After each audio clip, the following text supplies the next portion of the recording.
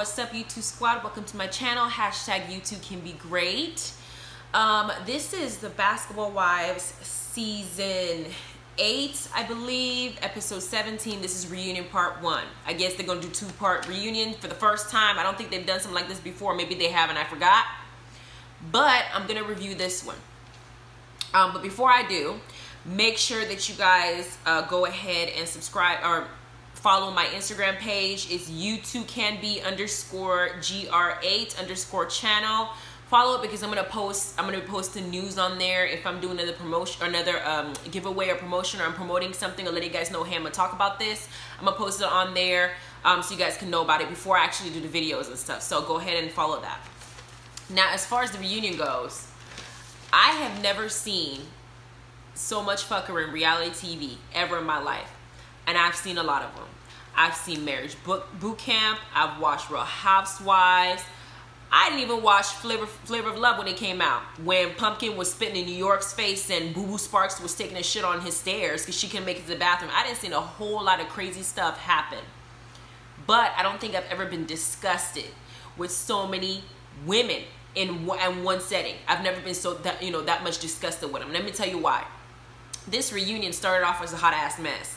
It took exactly 13 minutes and 54 seconds before the actual reunion began because there was just some bullshit. I don't know why they felt the need to televise it. Maybe the producers are trying to be shady to show us exactly the real sides of people. Because we see Jennifer come in, she has her own dressing room. We see OG coming with her man, supportive, her own dressing room. CZ came in with Byron, she got her own dressing room. And we see Evelyn come in, she's trying to decide what to wear in her own dressing room. We see Phoebe, Malaysia's over there talking about she's claustrophobic. She don't want to stay in the, the room is too confined. Her, posh ass is Queen Malaysia, Queen of England. She can't sit up there and stay in a confined room to do her makeup for a few minutes before they actually go on stage. When this is going on, we don't even know that the audience has been sitting there for a whole ass 2 hours while these women are sitting here being prissy in their dressing room. But they take the moment to talk about things. OG's in her dressing room, and it looks like her hairdresser, her makeup artist is talking to her, basically asking her about the reunion. She says she feels like this is going to vindicate her. They flash to Evelyn, and I swear, Evelyn, I'm going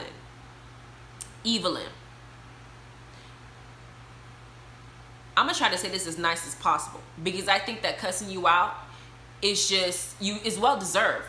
But I think that you have a lot of hurt inside of you, and you have a lot of hate inside of you, and you have a lot of bitterness inside of you, because it seems like every season there's always someone for you to talk about, and not necessarily because the person is a horrible person, the person is a murderer or anything like that.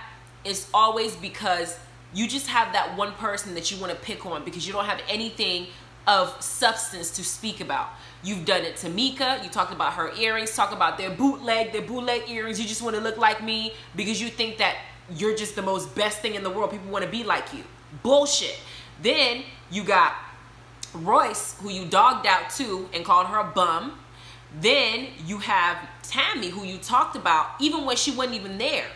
Were you talking about her ghost? She wasn't even around. You were still talking about her. Now it's OG. You're in your dressing room.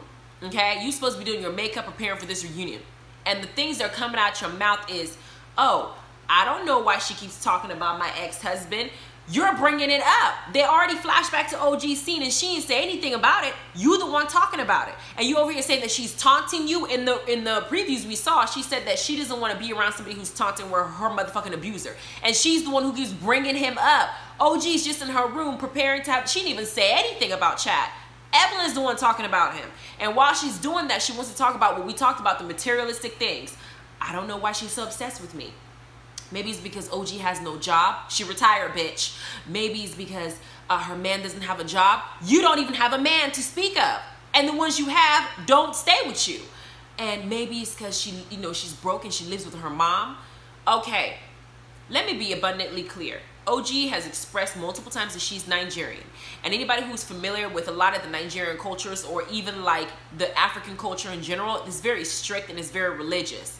It is not appropriate for a woman to be living with a man when she is not married to that man in the culture. That's how it is.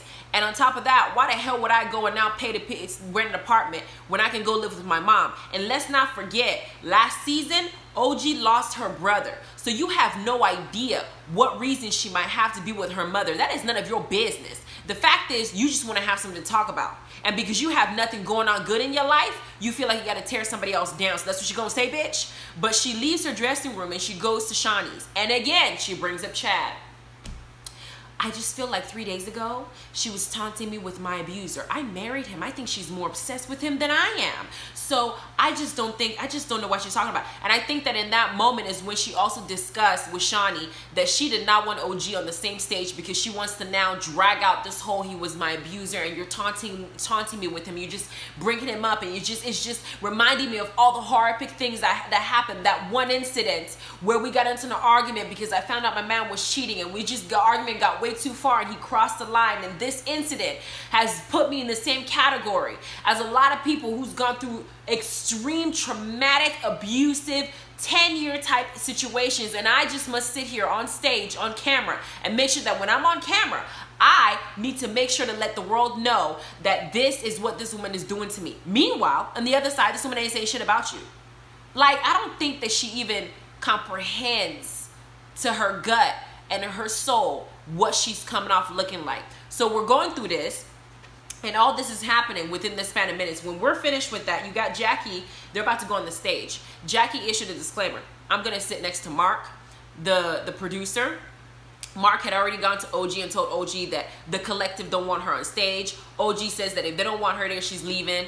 Her man says that's bullshit. CC says if OG's not there, I'm gone. So they end up leaving, and Jackie and now is trying to get set up on the stage. But Jackie said, I'm going to sit next to Mark. They had Evelyn sit next to Mark, and they had Shawnee sit next to Mark. Jackie's like, no, I was going to sit there. But I noticed something.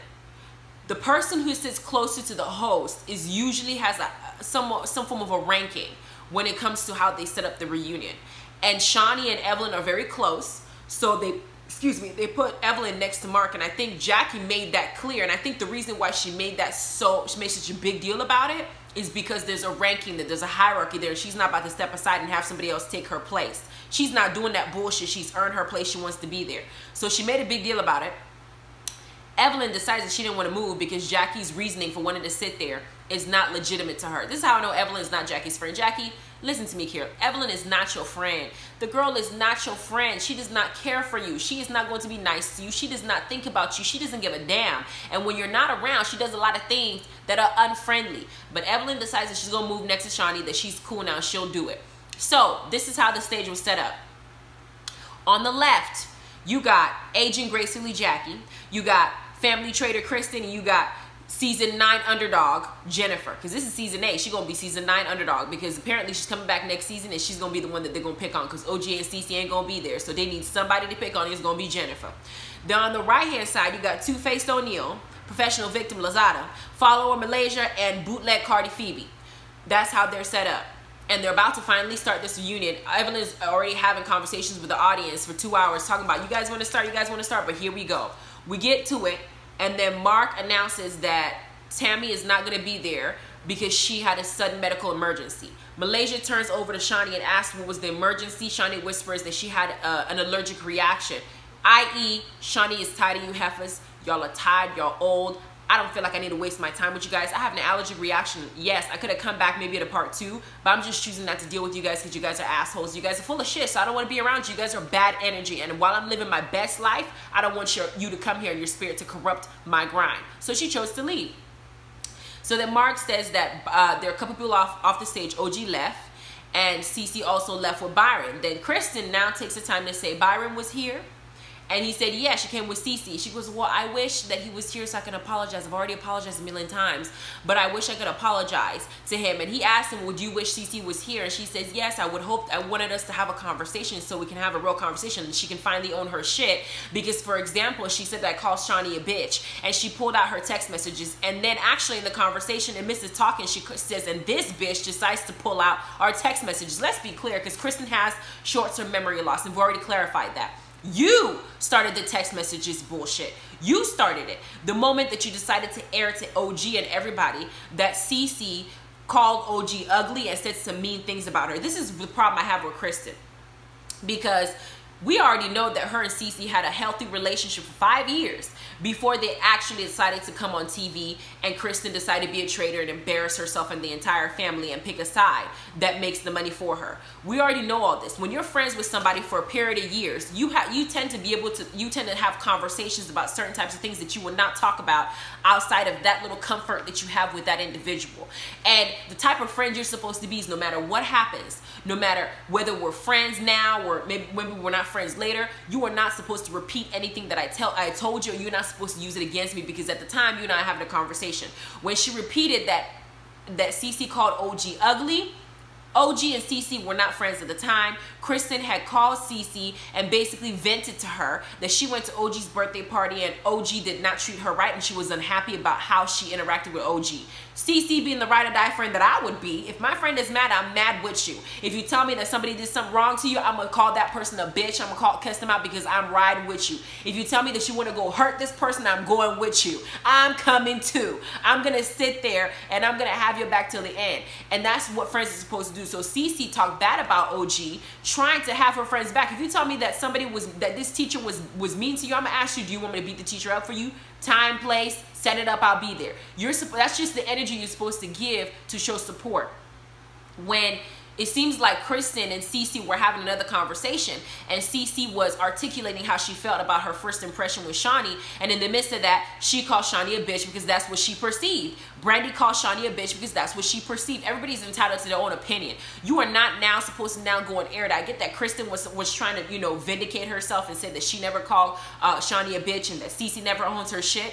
No, but when you're bringing up messages of conversations we had over a year ago, I'm not going to remember that because it wasn't that deep to me. We're just having a normal conversation like normal friends, and you want to bring it up like it was something that deep because you want to do what? What does that do for you? What does this bring for you? Because you're now saying you want to apologize to Byron, but you're now calling his soon-to-be wife a bitch on TV and talking bad about her and portraying her to the world. You're now going out of your way to portray her a certain way. And the irony of everything that you're doing right now, bitch, is that you didn't think all these negative things about Cece for 5 years. Is what she said. Y'all were friends for 5 years. Now you're on TV and she's this and she's that and she's not doing this. She can't own her shit. I'm gonna get to you, Kristen, because I need some time.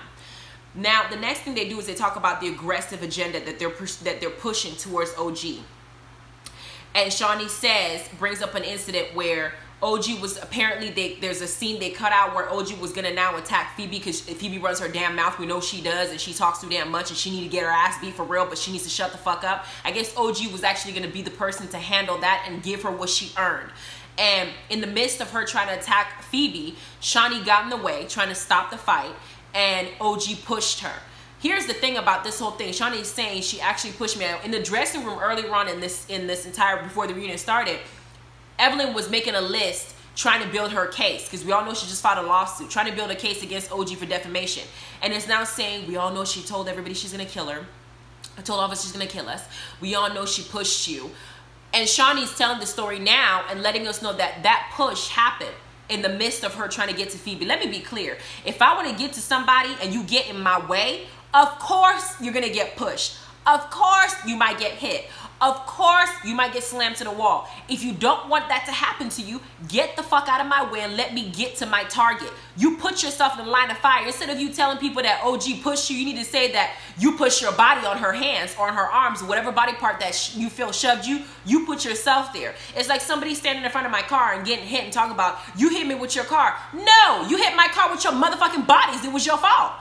Then they get to that point, and then Mark asked the audience about them, how they feel about OG being aggressive, as in raise your hands if you think that OG is more aggressive than what is normal.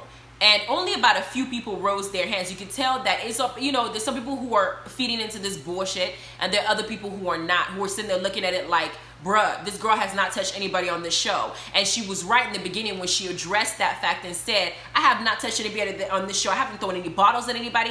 I haven't tossed tables at anybody. Y'all trying to put me on a different set, and I've yet to do anything to everybody. Oh, they're so scared. What are they scared about? My mouth? We all have mouths. We can all talk. I have not got out of my seat and hurt somebody yet. So I don't know why the hell they're pushing this agenda. This is some bullshit to kick her off the show. That's what it is. Then they talk about Jackie being the new Jesus. and trying to fix everything. And I'm sitting there thinking to myself, at this point, you're bringing this stuff up. This clip that they produced with Jackie trying to be Jesus, it's a filler. The reunion is lacking. The reunion is not as fun.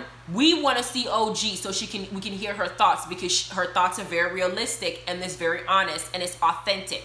We want to see Cece talk because Cece probably has something that that needs to be said, especially as it pertains to what Kristen is doing and how Malaysia's two-faced self is not following everybody else and leaving her out to dry.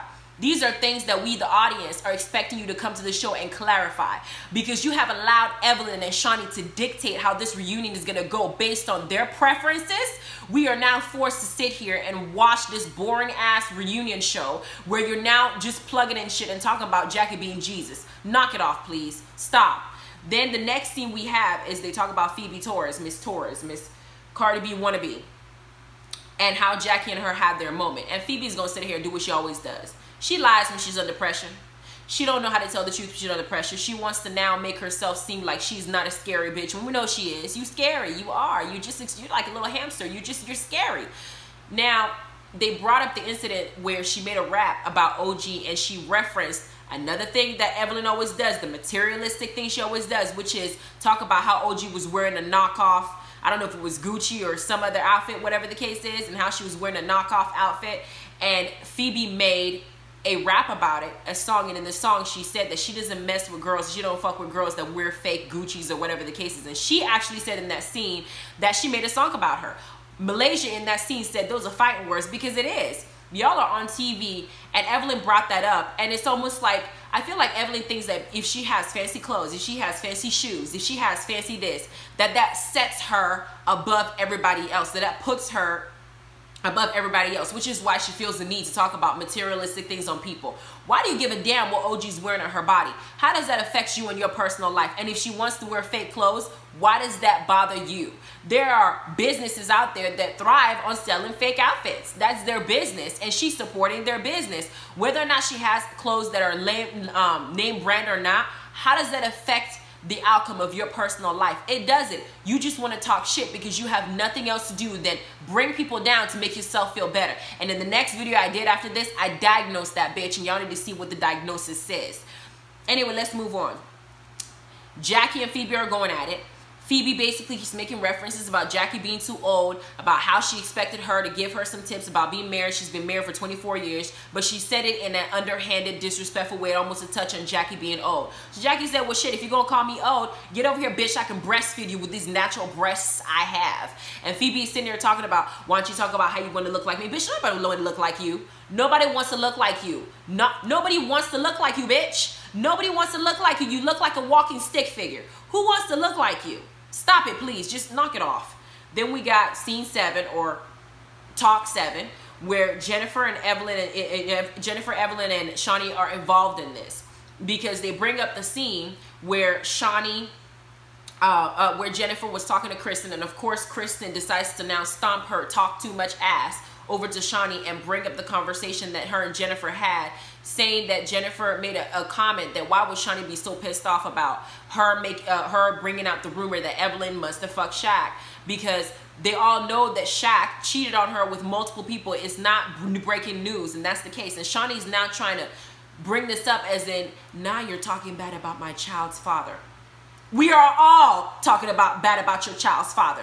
You yourself said you divorced him because he spent the entirety of your marriage cheating on you. The first season of Basketball Wives, you and Gloria were going at it because we all heard that Laura may have slept with Shaq while y'all were friends. You made that your storyline from the beginning, saying that this is the reason why, this is the same thing that you all basketball wives deal with when they're married, when they're with a basketball person, is them cheating on them. So it's not breaking news. So and then Evelyn has also made herself the self-proclaimed thought of Basketball Wives. So to now make a correlation that you have a thought and a cheater together, sleeping together, it is not breaking news. And yes, Jennifer did say that, but it's not like she was talking about him as a parent. It's not like she was talking about him outside of what we already know that's been in the tabloids. It was all over the news when y'all broke up. I mean, it was like a huge thing. So this is just you trying to find something to be pissed off at Jennifer at. Jennifer has already acknowledged some of the things that she's done. I don't think that she's fully taking responsibility for it, but you have made a conscious effort to still have her on this show and be around her. To now nitpick at petty things that are not that serious, I will respect you more if you just come out of your mouth and say, you know what, I just don't like this girl. I would never like her. I don't ever want to be around her. And so now you're just grasping at straws and trying to find whatever bullshit you can come up with to be mad about. And she actually went so far as to get up and say, I'm not going to stay on stage while somebody talks bad about my children's father. And then she gets off of the stage and she does this dramatic exit, and Evelyn's looking at her like, if you go, we all leave. Are they in a sorority where if one person goes, we all go? If one person jumps off the cliff, we all jump with her. Shawnee gets up and goes. Mark is like, are you leaving, Shawnee? She says, I don't know yet. Dramatic as hell. She ends up coming back, obviously, because she got to be on the show. The show must go on. That's how she's making money. It's her, you know. She comes back, and they deal with it, and they move on. Then they show us another boring clip of what's going on with Shawnee and with Sharif and how he had to have the open heart surgery, which we all empathize with her for. And then they bring up the situation that Shaq and her are always flirting. We're just thinking to ourselves, one day they're going to end up screwing each other. It's going to be news. She's going to sit on his dick one more time, and they're going to just live happily ever after. But it's not that deep. At this point, they're just adding fillers again. I don't really want to touch on it. I was bored at that point. And then we now get to the part where Mark is sitting here talking about the flirting situation, and he hears something talking about OG's coming back. She now decides that she's going to film, but again, she's not allowed to be on set, and she comes in with her man. She's in the satellite, and then Shawnee's rolling her eyes like, oh my gosh, I can't believe she's here. Well, why wouldn't she be here? It's the reunion. She was on the show. She's supposed to be there now. She gets to speak, but y'all are acting like she doesn't have a voice. In the midst of this, OG brings up the colorism situation, talks about how she feels like she hasn't gotten physical with anybody on the stage, and yet they're painting her this way. Shawnee brings up the fight with Phoebe. Malaysia decides to blossom verbally and decide to say now that she wants to tell OG that because OG was plotting against her family, Chris is plotting? Really? That's what she was doing? Because she blurted out what was already on Instagram, that Byron was not Thomas's real dad, that she was plotting. Okay. Okay, I get that OG weaponized it in the midst of an argument. She weaponized it because she felt like Kristen was putting herself above everybody and aligning herself and acting like she was more than what she really was. And OG brought that out in that form. She should not have said it, I agree. But it's not something that's not known. So to now have it as strongly as you're having it when even Byron doesn't seem like he's tripping. Thomas is not tripping. Why are y'all mad? Y'all just some assholes and you just want to be miserable. Malaysia don't have a man. She needs a hobby. This entire season, she had no storyline other than Kristen and Cece and Byron. She didn't. Let's just roll it. She had no storyline. She did it. Then you got Shawnee, who's still flirting with Shaq, but she owns the show, or she's the executive producer of the show, whatever title she has, so I guess she's relevant in being there. Kristen is only making Cece her storyline. She ain't got nothing else to say. That's it. Evelyn made Jennifer her storyline, and then when Jennifer wasn't in the scene, she targeted Cece. Jackie has been on the show. She's made her place. Phoebe's new and needed to make a storyline, so she picked the fight with Phoebe, and then when noticing that OG's the underdog, she now picked the fight with OG too, trying to stay relevant. At this point, I can see the dynamic of what's happening, and y'all just pick a side based on what you think will make you money. And that's all what it is. But OG's back talking. She's with her man. Malaysia's now jumping up talking about how OG is just a bad attitude and how it has nothing to do with colorism, that they're all brown. And OG brings up that Malaysia bleaches her skin, which I got to go and look up and see if that's really what the case is. But I will be surprised because in Hollywood, this is the type of stuff that happens. Lil' Kim has done it. Trina has bleached her skin. Like, this is something that happens. But if Malaysia really did bleach her skin and she's on here talking about we're all brown, basically we're all proud to be brown, you need to shut up and sit on that seat. Because after OG brought that up and said, Malaysia, you bleach your skin, Malaysia then turned around and say, why we gotta break each other, why we gotta break, you know, each other down? Why don't we just lift each other up? Bitch. I don't think that some of these ladies realize how idiotic they look on TV, how just dumb they sound when they say things that's like the pot says the pot to the kettle. Like when you say things that just, you're not practicing what you preach is what I'm saying. And OG made sure to let her know you're not practicing what you preach. You're out here telling this woman why you got to break people down after she accused you of bleaching your skin. But we didn't watch the whole season why you went out of your way to break her down, including 2 episodes ago when you told her that why did she just take it when Shawnee's going after her. Why didn't you just take it, OG? Girl, shut your ass up. You sound dumb at this point, and I'm actually concerned about your mental health at this point. Since y'all want to say OG had a breakdown and her mental health is an issue, I'm concerned about your mental health for all you guys, because y'all are really psychologically manipulative. Y'all are not sound in the head, and I think that y'all are the one that are acting crazy at this point. But as they're going at it and talk about OG, Phoebe decides to join in the mix, and she decides to say something, and OG's going at, while OG is talking to them and, you know, defending herself, they make a comment about her life. She said, I'm good. My man is sitting right here. And it was funny as hell because she kissed him.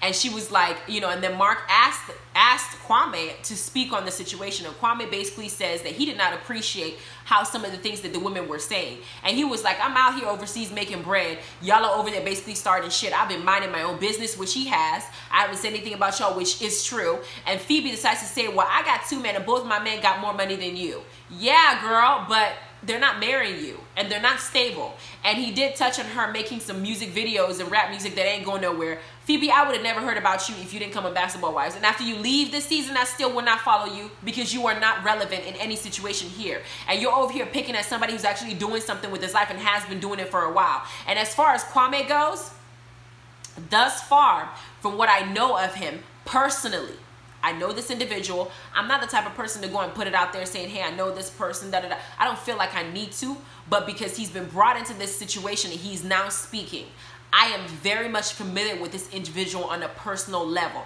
No, I didn't date him, and no, we ain't fucking or anything like that. He was a friend of mine in the past that I knew. And from what I know of him and from what I've experienced of him, he was a decent individual. And he has been quiet this whole time. So to sit there and now say some of the stuff that y'all have said on TV about him, it's wrong. Because if we talk about Evelyn's, you know, OG doesn't have any children, right? The only person she has that she can care about are her family and her man, right? So they're picking at somebody she loves. But if OG were to now turn around and say something about Evelyn's daughter, because that's somebody that Evelyn loves, to get back at her because Evelyn don't have a man, Evelyn's gonna come on TV saying, oh my God, I can't believe you talking about my daughter. I can't believe you talking about my daughter. Nobody talks about my daughter. Nobody. If you talk about Shawnee's kids, she's going to say the same thing. If you talk about Phoebe's kids, she's going to say the same thing. If you talk about Malaysia's kids, because they don't have a man to talk about. So if I talk about them, y'all going to get mad with your double standard ass. But this is a man I love, and y'all keep talking about him? Like, it's at the point where I'm like, these heifers, they need to look up the word double standard, understand what it means. They need to look up the phrase, practice what you preach. Because you cannot sit here and behave the way that you behave towards this one individual and expect that person not to react the way that they're reacting. It's human nature to want to defend yourself when you got a whole group of people bullying your ass and then now perpetuating this narrative that you're just this angry person on a daily basis. And it's just not fair. This reunion was boring as a motherfucker. I would say it was boring as hell. It started slow. It was dead. I don't know what's going to happen next episode, but they did show some part of it and I'm not impressed. So, don't forget to like and subscribe. And I'm going to do another video on this new interview that Evelyn did for Gossip. It's damage control. And in that interview, I diagnosed her. And so I'm going to do that video, and y'all need to stay tuned and watch that so you understand what her syndrome is and what the symptoms are. Because I am convinced that she has some issues. And I've diagnosed her, and I want y'all to hear all about it. But don't forget to like and subscribe. Hit the notification bell so you can get new teas when I post it. I am going to be reviewing Marriage Boot Camp.